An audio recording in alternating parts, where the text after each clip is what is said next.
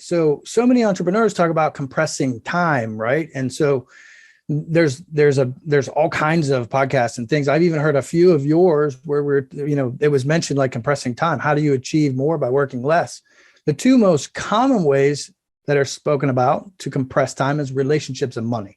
Those are the two most common ways, right? You can compress time through relationships. Somebody has an expertise, or through money, paying people to do what you don't want to do. But there's two other ways that are less talked about, and that's what I want to dive in today. Those two are simplifying and stacking, right? So when we talk about habits, we want to make them simple and convenient, and we want to be able to stack those, right? So diving into those a little bit more, let's spin on the normal two, right? Relationships and money, and speak about the simplifying. You can take a complicated system, break it down, remove a few steps to simplify it, and then you compress time. Does that make sense to you so far? Makes total sense. Of course it does.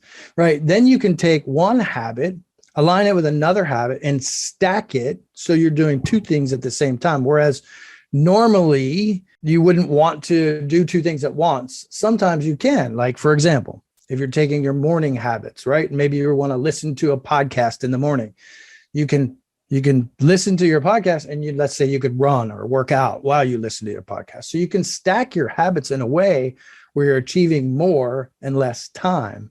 But to begin that process, what holds most people back is they just don't know what to do when. So I believe simple is brilliant, right? And I say that a lot, like, simple is brilliant.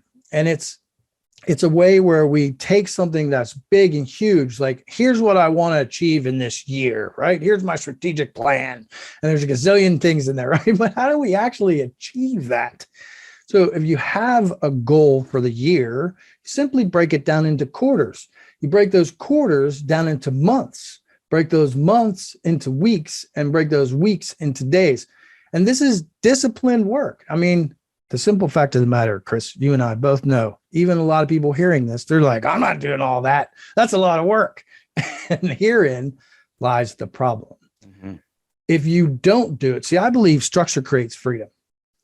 And I'm going to pause there for a moment just to let that sit in. Structure creates freedom. I speak about this a lot when it comes to productivity, when it comes to habits. If you have a structure and a substructure, like a foundation for a building, then it's easy to build upon it. And the challenge is that most people don't have a framework or a structure for their habits.